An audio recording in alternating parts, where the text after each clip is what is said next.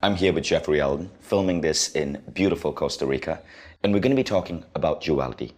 The idea that, yes, we exist in the physical world, but there is a world that we cannot see, a world of consciousness or energy that is extremely powerful, and that there are models of reality and systems that you can apply in this conscious, energetic world to make you even more functional, healthy, present, and powerful in the physical world.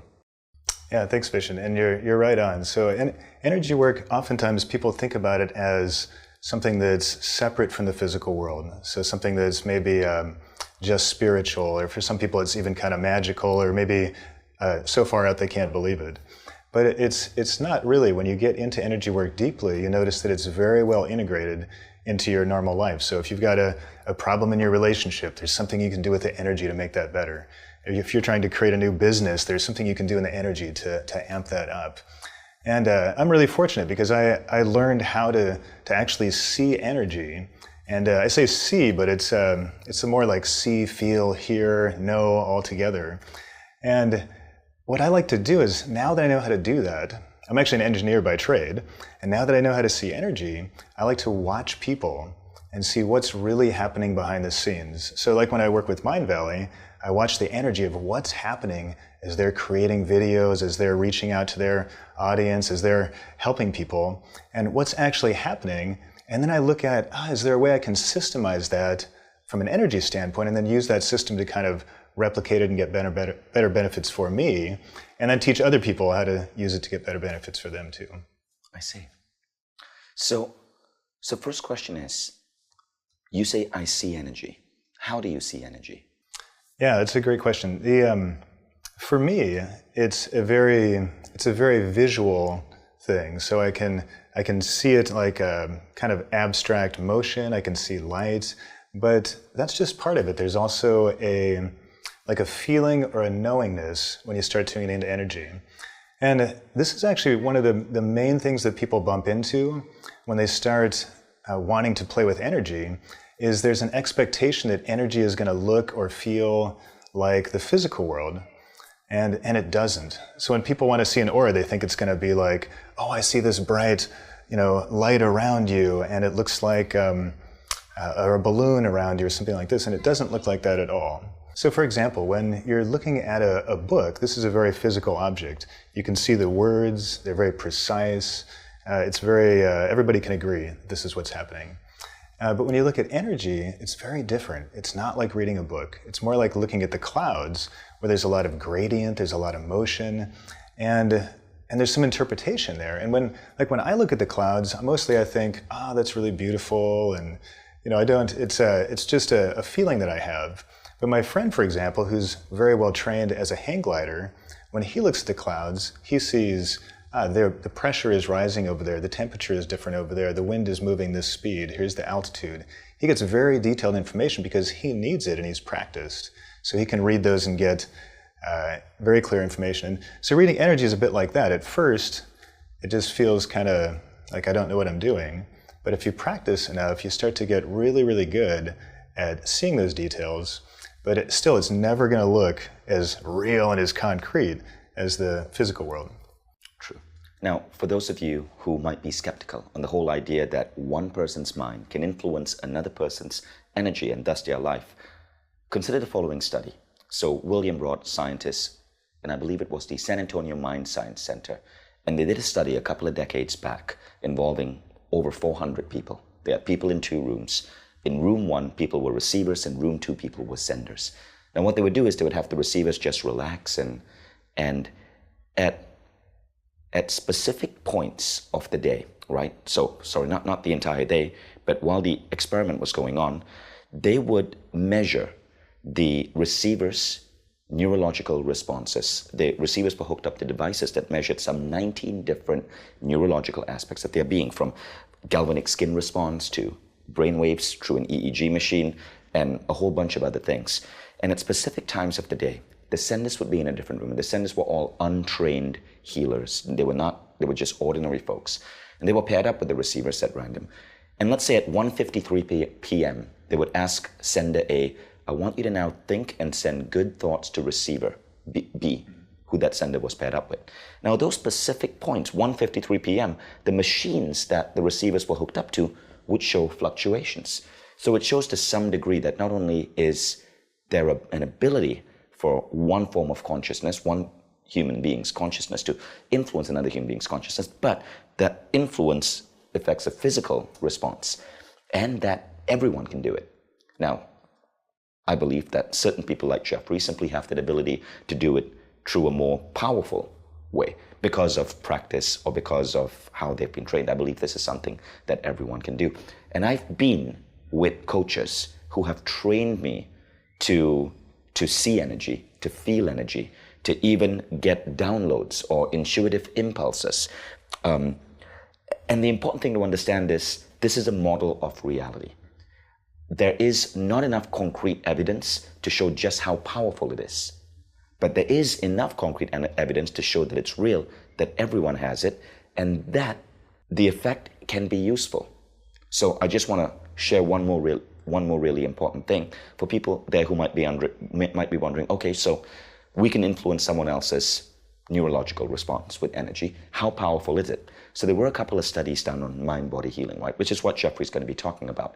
And it measured effect size. So if you have a drug, let's say aspirin, right, and you take an aspirin aspirins help you with multiple things from not just getting rid of a headache and pain, but actually lowering the risk of heart disease. So that's called an effect size. Aspirin has a particular effect size on things such as lowering the rate of heart disease. Now, what they found is that energy healing can have an effect size significantly bigger than aspirin on certain things, 3 times so.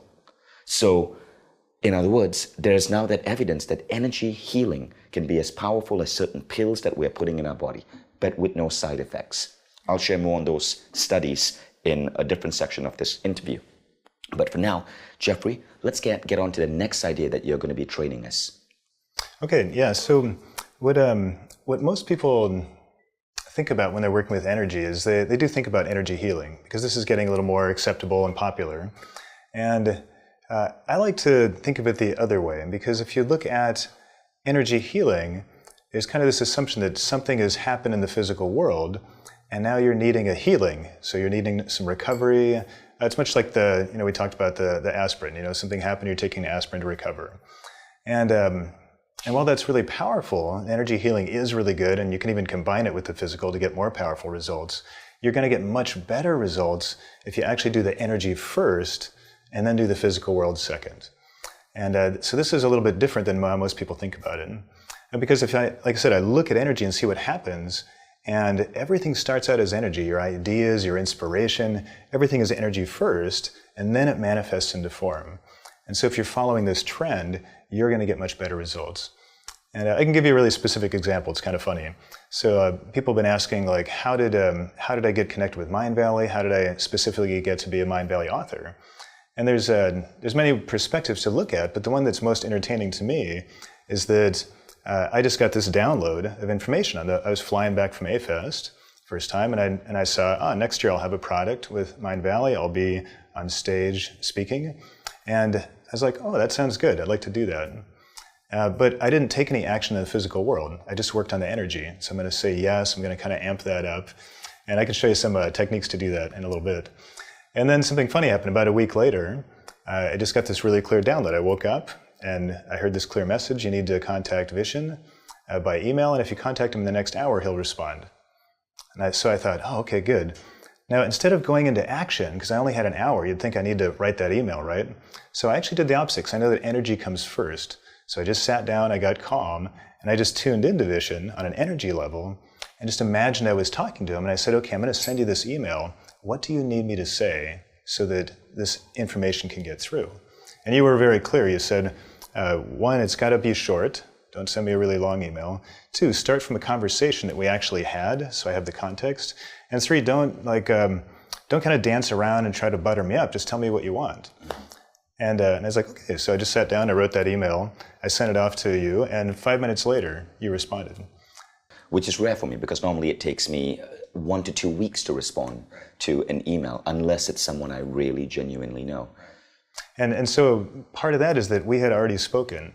I was talking to you, I was communicating with you, and on some level, you're getting that, because I didn't know how to communicate with you, but it was very clear. Did that resonate? Is that something like what you would say? And well, what was interesting that happened when I think back now, right, is that when we are looking for new authors, we go through a particular 11-point matrix, right? So we analyze the author's work along a secret 11-point matrix that helps us predict how successful the author is going to be and how this author is going to resonate with our audience.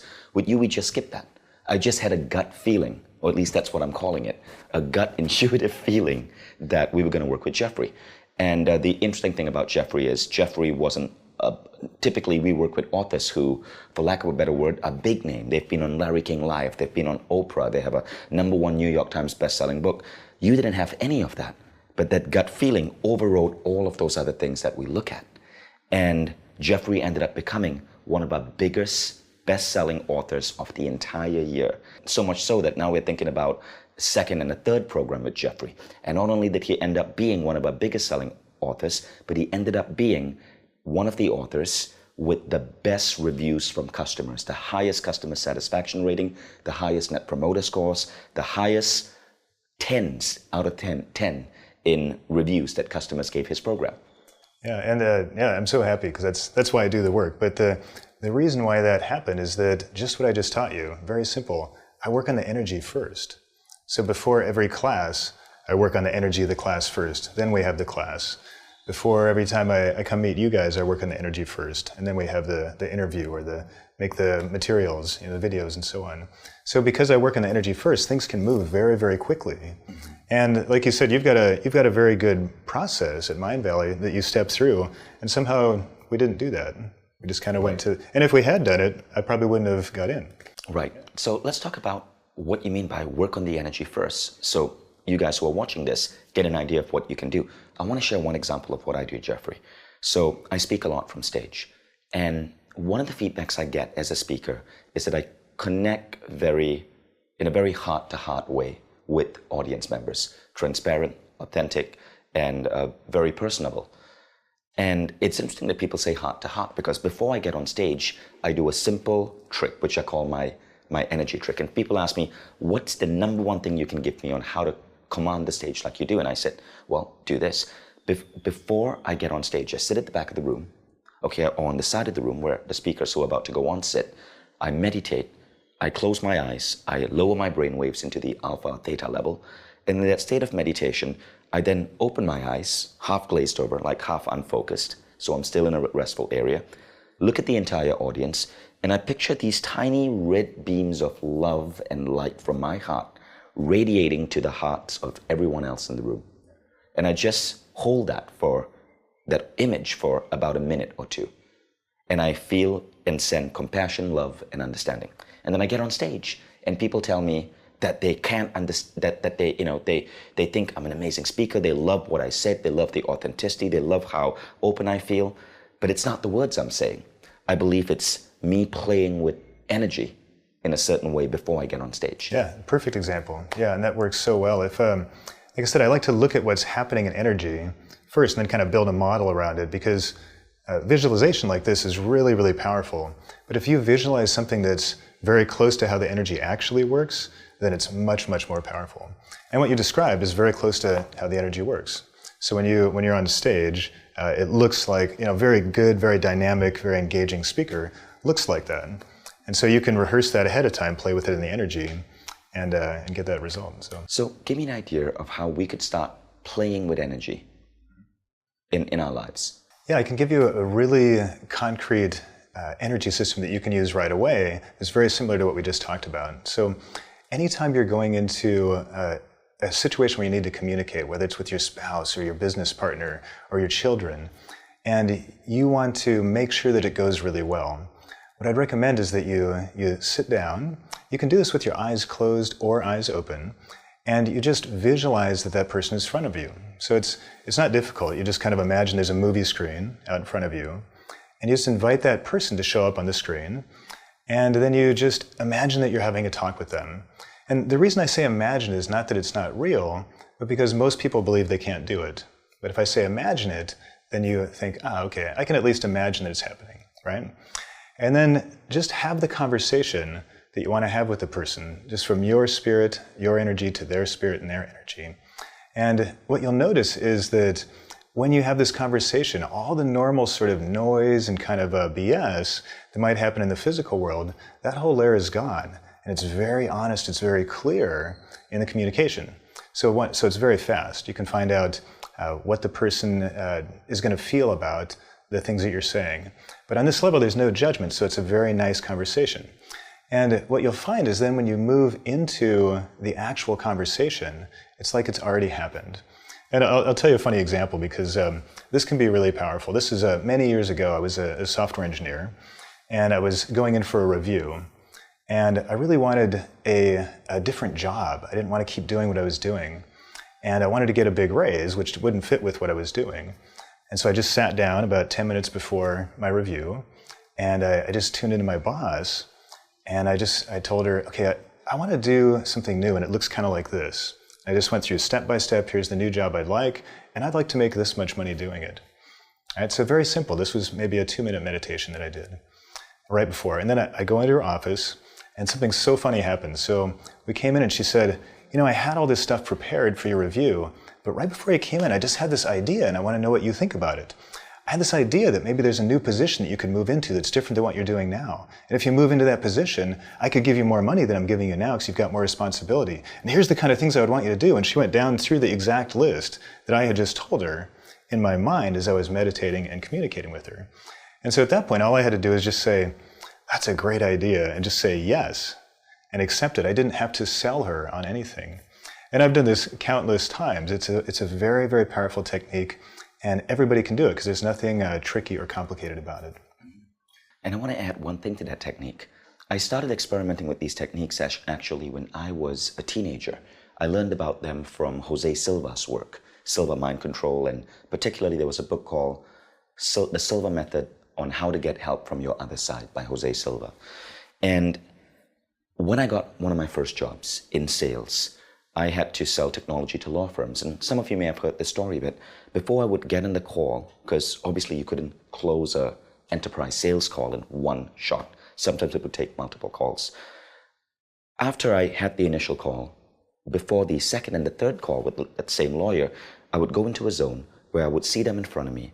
I would set an intention that if this technology was going to be exactly what their firm needed, and it was going to add value to them, and they were going to have a positive ROI, the call was going to go flawlessly, and I would close. So I always came in with a statement.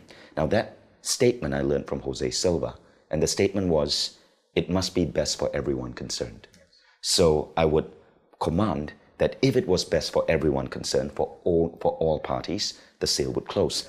Very rapidly, with no prior sales training, I became the #1 salesperson in that organization out of 100. In certain months, I was #1 out of 100 as a closer. But I want to state how significant that was, because I wasn't full-time.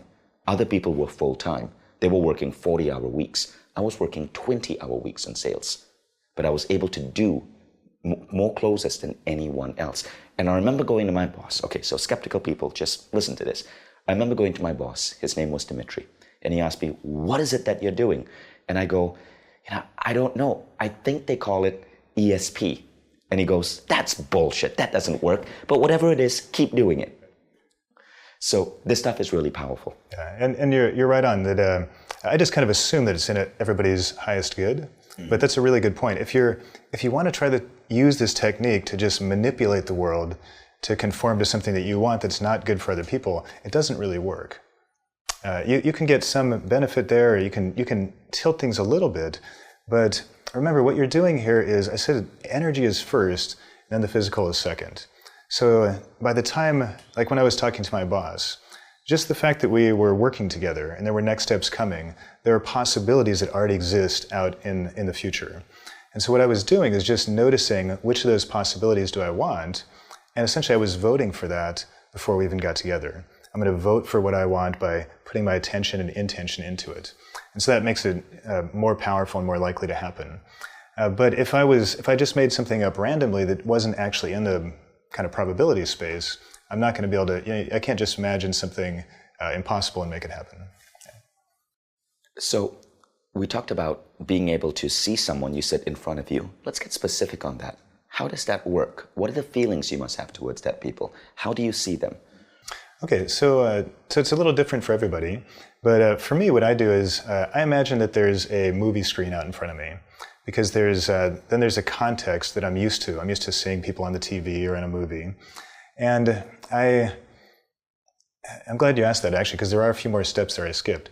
So what I do is I tune in right here on the top of my head. So this is where we consider the crown chakra. And I just send a little energy. I imagine there's a little hello, a little energy right here, top of my forehead, that's moving out to that person and sort of lighting up their crown chakra. So I'm just saying a hello sort of energetically from my spirit to their spirit. And that's how I'm calling them. That's how I'm getting them to show up. And once they show up, it becomes much more like a natural conversation. I say hello. I usually kind of get right to the point of like, we're going to have this conversation.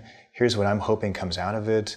Is there anything that I can say, anything that you need in the conversation that I'm not aware of, that we can communicate ahead of time? So you want it to be both ways. It's not just, here's what I need and trying to program the other person.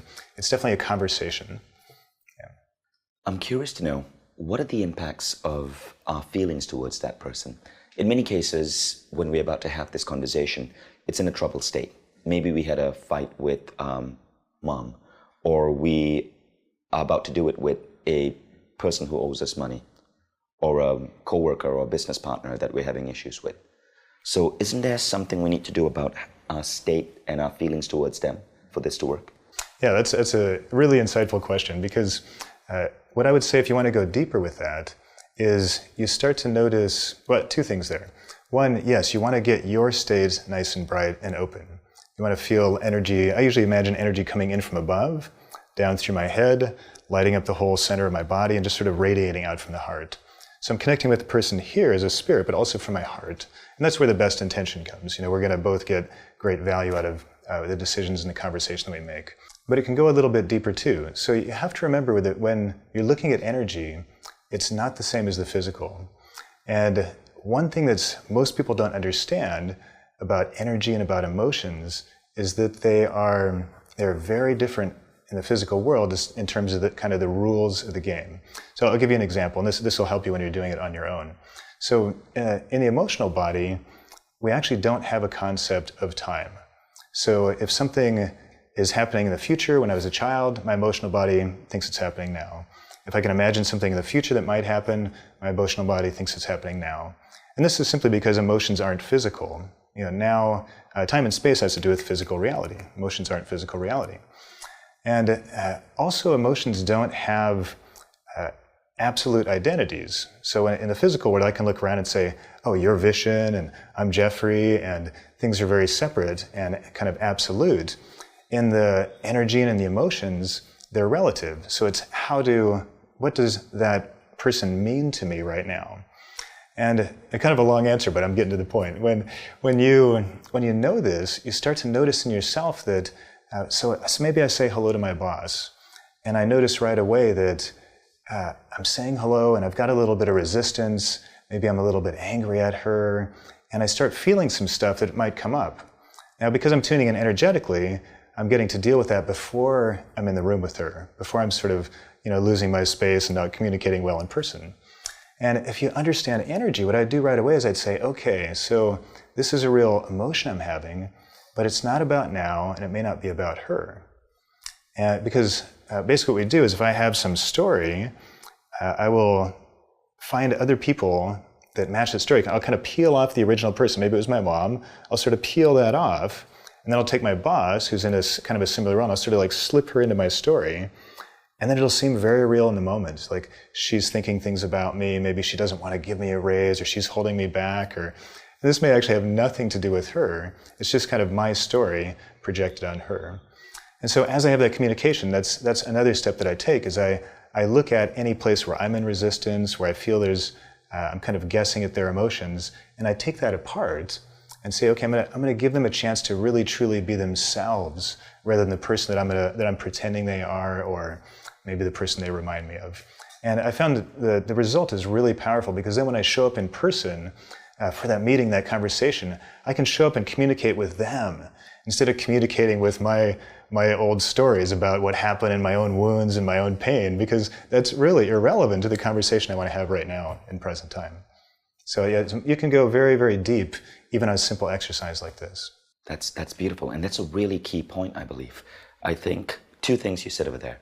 One is we have to be conscious enough to understand that our opinion of many people is often based on our stories, our beliefs about the world, our judgments that we are used to casting on people.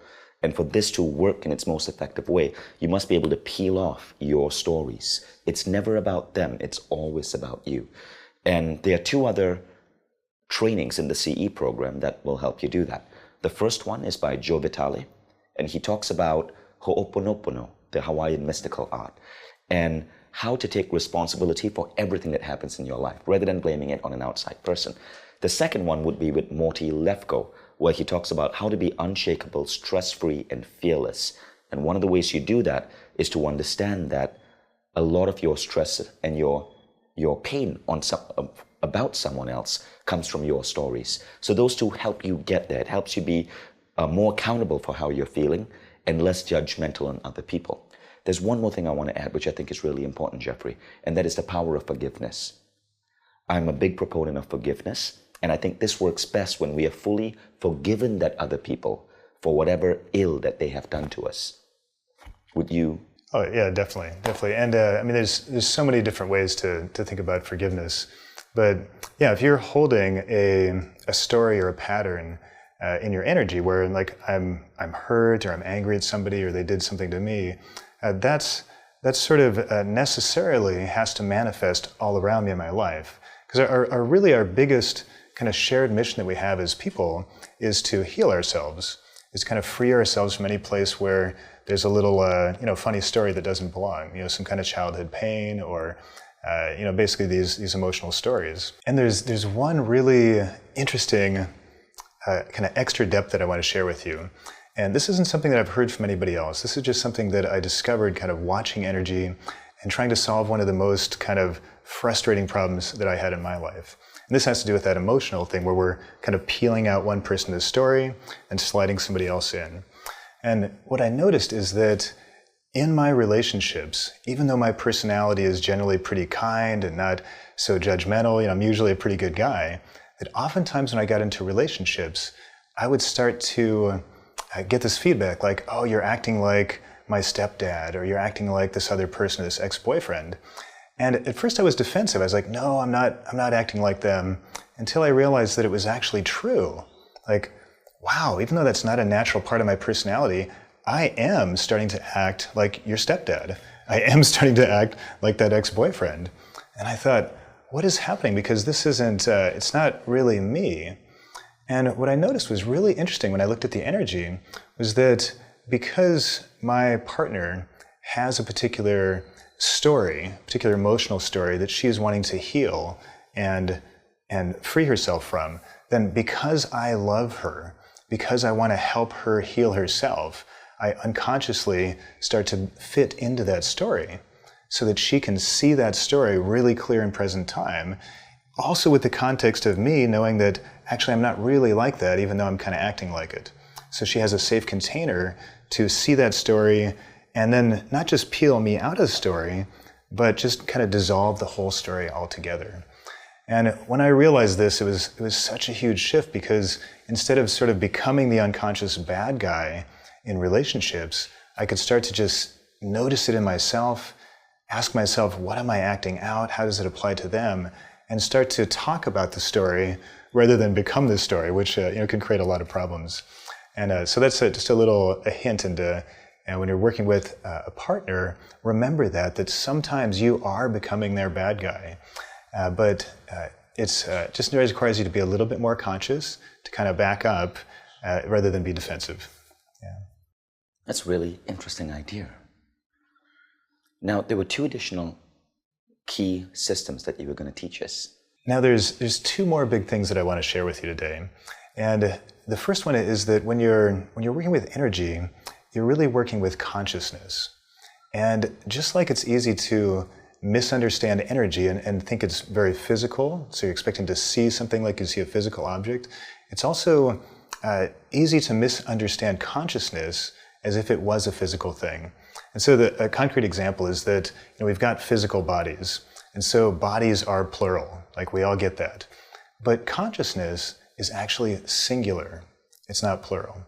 So you can think of the consciousness as something that's filling the container, and the body is the container that it's filling up. Now what's interesting about this is that there's different size containers. So the body is the one that we're usually thinking about, like I'm Jeffrey Allen and I'm experiencing the things around me and I'm interacting with things near my body and in my life. But with a little practice, you can tune into different levels of consciousness. So I could tune into the consciousness of all the students that are in my class, right? That's very helpful. I can tune into the consciousness of all the people that are in the room listening to a presentation. That's really helpful. As we're talking right now, I'm tuning into all the people, all of you that are watching, even though you're watching in the future. Because that's another little trick with energy is not physical. It's not bound by time and space. So when you learn to do this, it's very fascinating by the powerful effects that you can get. And I'm trying to think of a concrete way that I could have you do this on your own. All right, and then you can also tune in on a very large level, like I'm the size of the planet, I'm the size of the solar system, because it's just consciousness at these different levels. And it reminds me of a really interesting story. A man came to me, this is many years ago. People ask me the strangest things, right? Because I'm a strange guy.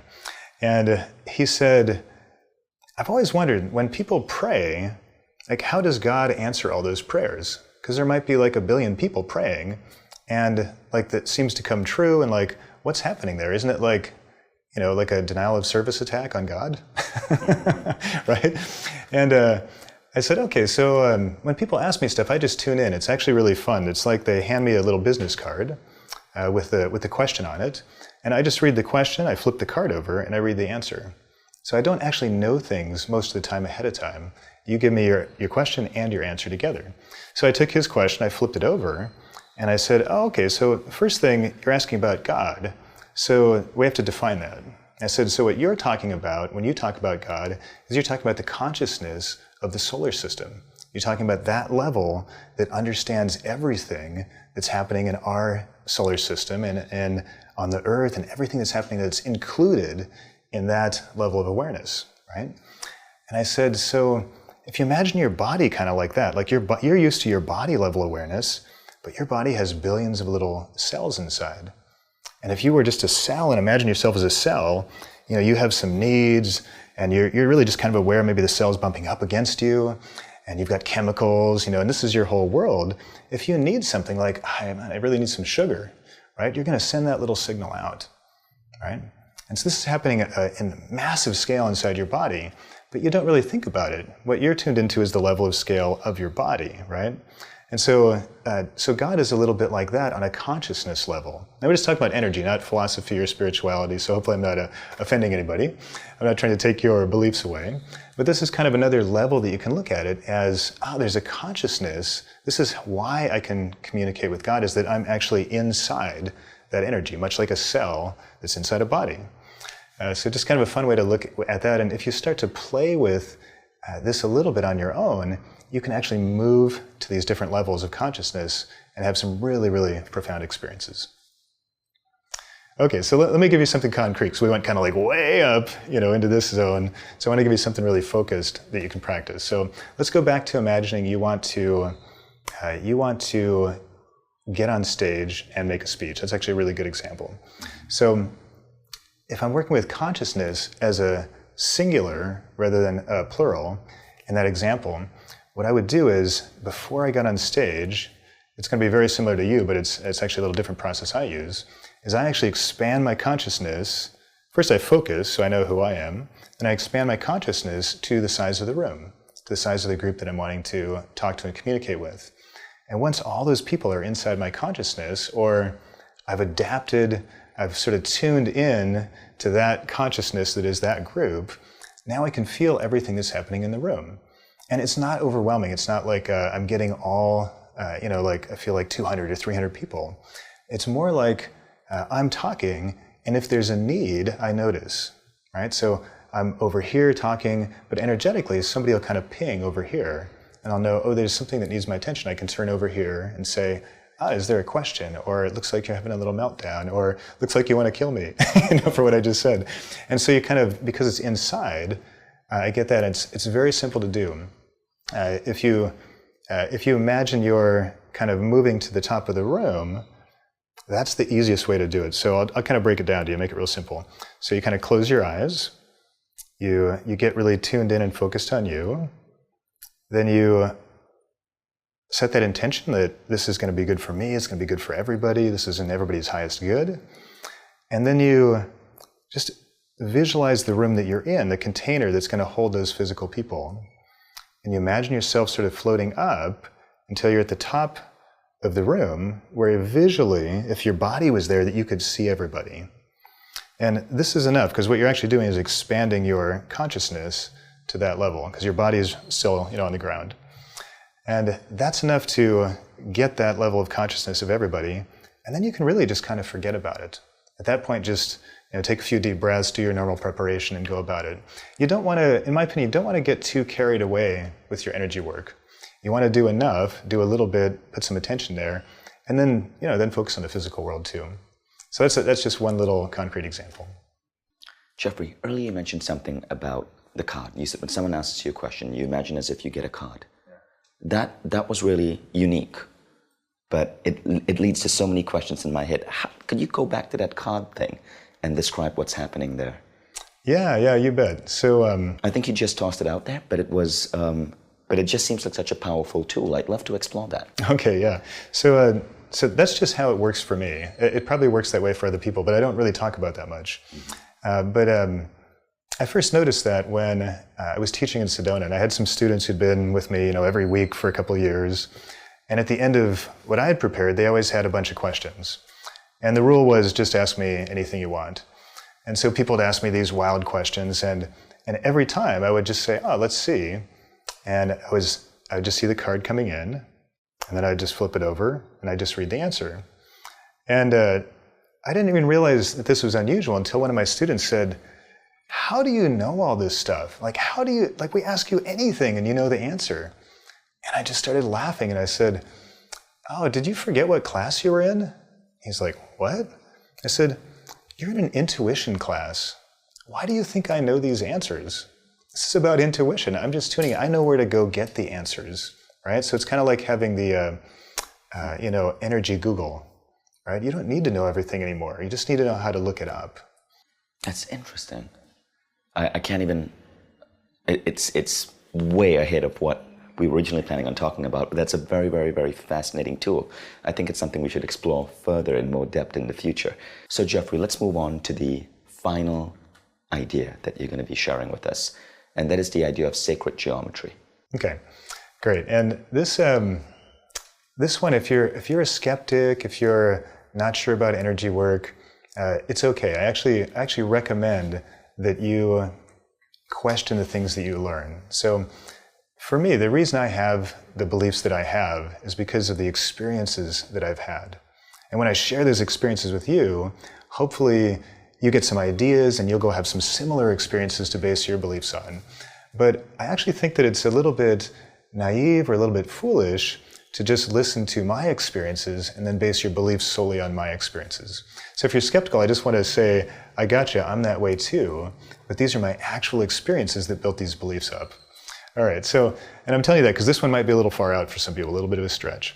Now, this technique that I use, this is so powerful, and what I use it for is helping me to manage complexity. So when I'm trying to scale up my business and I'm getting overwhelmed by the amount of things I have to do or the amount of ideas I have or the number of students coming through, I found that this technique is the one thing that I can do to kind of take the heat off and make that easier. And I'll give you two ways to do it. So the geometry we're going to work with is called an octahedron. And when I say geometry, I'm not talking about a physical object. I'm talking about a three-dimensional construct that you can create using your mind. Now, sometimes it helps if you have a visual, so maybe we can get a little visual and put it in here so you'll know what I'm talking about. But I'll just walk you through a quick exercise, because that's the easiest way to get it, is for you to have that experience for yourself. Does that sound good? Do a quick exercise? Okay. All right, so it's very simple. So just close your eyes. And I want you to imagine that there is a flower, like a rose, that's right out in front of you, maybe about arm's length out in front of you. And maybe you can visualize that, maybe you can just kind of feel it. What we're doing is we're working on that point that's straight in front of you. The rose is actually not the important part. Okay? Okay, so now that you got that, I want you to imagine you could place a rose directly behind you at about the same distance, so kind of about arm's length behind your body. So you've got these two roses. And then imagine that you're going to create one on the right side and on the left side of your body. So just kind of imagine this, just visualize this, feel this around you. Okay, good. And now you're going to connect those roses to each other. So it's going to make kind of like a diamond shape around your body. So just in your mind, just visualize this line of energy, straight line from the front to the right to the back to the left, and then the left to the front. So you got this diamond around your body. Okay, looks good. Now I want you to create a rose up above your head and connect that rose to the rose in front, to the right, behind, and to the left. And if you're getting this right, you're noticing, now I'm inside a pyramid. It's kind of like a four-sided pyramid and I'm sitting in the middle of it. So just kind of focus on that till it feels real. Okay, good. Now, imagine that there's a rose down below you beneath your feet. And connect that rose with straight lines to those points on the front, the right, behind you, and on the left. So now you've got a pyramid pointed up, a pyramid pointed down. And as you do that, I want you to notice what starts to happen to you right now. Because you've created a very powerful container for energy. And this is one of the fundamental geometries of how space-time divides. And I've done some scientific research that's outside the scope of this talk. But if you want to read more about that, you tune into maybe Nassim Haramein and these teachers that are very in-depth scientists in this field. But for now, just have the feeling, because it's the experience, not the mental experience, the actual experience that's going to change you. Okay, very good. All right, so now that you understand that geometry, I want you to think of a project, think of something that's you're working on that might feel a little bit overwhelming. It might feel like you've sort of become your project, right? So for me, if I'm teaching, sometimes I can't stop thinking about the next class. I can't stop thinking about work. But I need to sleep. I need to have a personal life. So just imagine a situation like that for you. Okay. And now what you're going to do is I want you to notice, where is that thought? Where is that activity where you're thinking about that project? Is it inside that container that you created, inside that geometry? Is it inside your body? My guess is yes. If you're feeling it, if you're thinking about it, it's inside of you. You've become the energy of your project. Okay. Now, very simply, you're going to just imagine that you can create the same geometry. It's a very simple little octahedron with a pyramid pointed up and down, and that you're going to create one out in front of you, maybe 20, 30 feet, maybe 10 meters out in front of you, and that geometry, that location, is where all that project excitement is going to go. So you're just going to feel it leaving your personal space, moving out into something just as powerful, but it's going to give you a little bit of private space for you. So just feel that energy moving out, and really let yourself see that geometry that you're putting it into. Because if you can see it, it's more powerful. And when I say see, remember, you can think imagine, you can think create. It's not, it doesn't have to appear physically. Okay, very good. And then the next step on that is, when you think about your project, I want you to do two things, okay? I want you to remember, where did you put your project, right? So maybe I wake up in the morning, I've been feeling great, I need to get to work, but I'm kind of thinking more about something else. I'm not thinking about that project anymore, but I really need to focus on it. Because I've separated it from my space, I feel a little distance. So what you do is you just remember, where did I put it? I put it out here. I put that space out. I put it on the left side. I put it far out. And you just grab that geometry and you just bring it back around you. And essentially what you're doing is just like this, you'll notice that, boom, it's back on. I'm tuned into the students. I'm tuned into the class. That fast activity that was happening in my mind that I wanted to stop is now back on because now I want it. Now I'm going to go back to work. And what's so cool about this is when you start getting used to this, you start to have multiple projects in the space around you. And you can tune in very quickly. You can just take one kind of off the shelf, fire it up in your body, energize it, and then you know how to take it out and let it kind of go on its own. And I would guess for you, Vishen, that you probably do some style of energy work like this, whether it's conscious or not, because you're managing a tremendous amount of projects and people and a tremendous amount of energy. And so you're doing something like this, whether you know it or not. I am. I can give you a couple of examples of how I work with energy. Well, many people who are listening are familiar with my 6-phase meditation, right? So phase 1 of the 6-phase meditation is the compassion phase. And that's where I picture love. I start with a simple exercise, visualizing my 2-year-old baby daughter, because that generates that feeling of love. I want to know what that feels like, and thinking of her, Eve, generates that. And then I project that through a series of layers, from my family to my team at Mind Valley to our customers and everyone here, and then our subscribers, and then the entire planet. And so that's one way, and it generates compassion and love. Another way is forgiveness. I always forgive someone or something every single morning. I start my day with forgiveness. So those two things are two examples of using that which we cannot see to help shift my days to be even more better. Yeah, and so that's great. And what I was talking about, though, is like you're actually using geometry. Whether you know it or not, you're using, like when I watch you work, remember the first time we met, and I was doing a kind of, my trick that people really enjoy, I was tuning in and telling you a little bit about your energy, is I noticed that, your energy looks different geometrically than other people that I've seen. The way your energy is in motion in a way that allows you to sort of, if there's a barrier in the way, it sort of just kind of gets crunched up and dissolved. And if you, so you're working very powerfully with geometry, even if it's not something you consciously do. Now, I see. See that's unique to me. I'm not doing anything conscious. Right.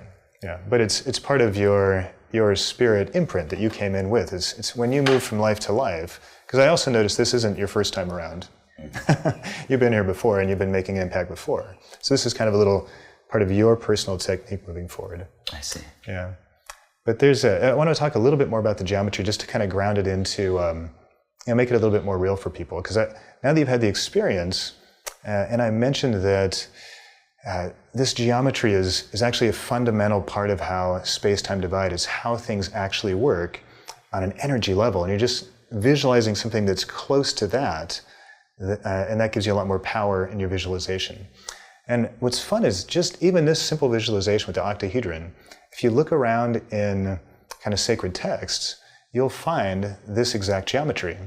And the example that I really like is, I used to do sweat lodges occasionally with the Lakota, so a Native American tribe.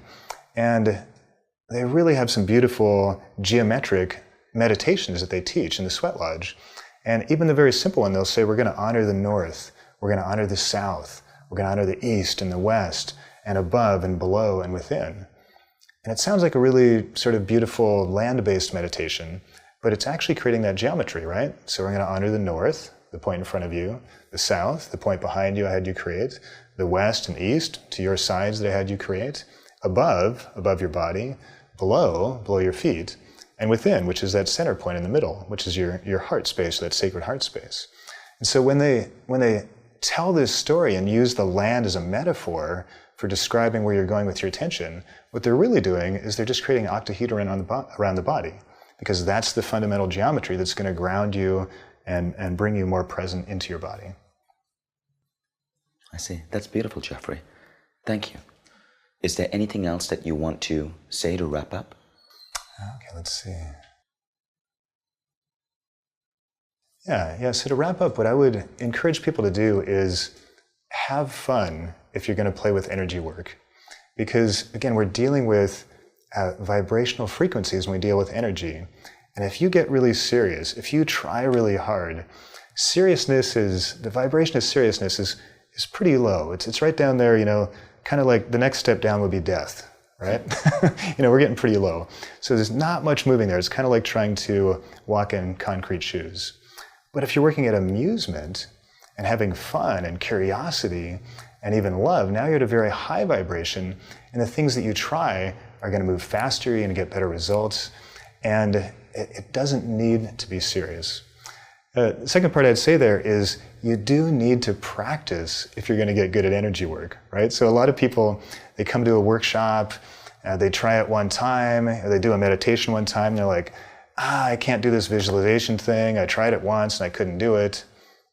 I think, okay, if you tried to ride a bike once and couldn't do it, what would you conclude? I need to try a few more times. And energy work is the same way. You need to practice to get good at it. And I encourage you to practice in a way that you can get feedback in your physical world, because energy work is very intangible. If you don't have some physical feedback, it's often hard to know if you're making it up, if you're getting better at it, so you really need to have that validation. So that's what I'd recommend. Yeah, practice. And I want to point out one thing. Did you notice when I asked Jeffrey, do you have any final words to share with the audience? He paused for a moment, for about 2 seconds. And then you started speaking. Now, normally if we were filming, we would cut that pause. But I realize now, after talking to you, what was going on in that pause. You were downloading, weren't you?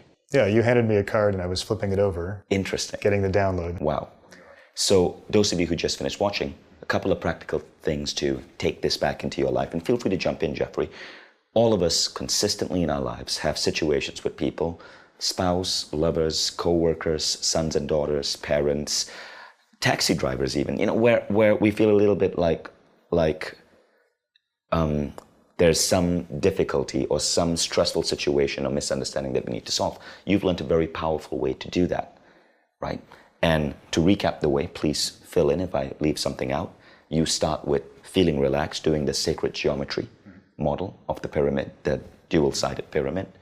You go in with a feeling that this is going to be best for everyone concerned. You're aware of your layers, your projections onto the other person. You're prepared to peel those off. You've forgiven that person, so you're not going in with any charges towards them. And that's when you have the energetic dialogue with the person. As Jeffrey says, you see them and their face on a mental screen, like a television screen, because you're used to that in the physical world. And do you wrap up the conversation, the energetic conversation, in any way? Yeah, so I also send a little hello from right here. Hello. So imagine you're kind of sending hello from your forehead kind of over to them. And this is kind of how you call them, right? That's their phone number. You just kind of like send a little hello over this way. And then when I wrap up, I always wrap up with gratitude. So I always wrap up with, thank you for communicating with me, and I really appreciate our relationship, and here's something that I really like about you. Because while you're connected with somebody, while you're in there, you might as well do a little healing too. It's not just about what I can get from the world, it's also about what can I give to the world too. Interesting. Thank you, Jeffrey. Yeah, you're welcome. Yeah, thanks. Thanks, and thank you all for listening.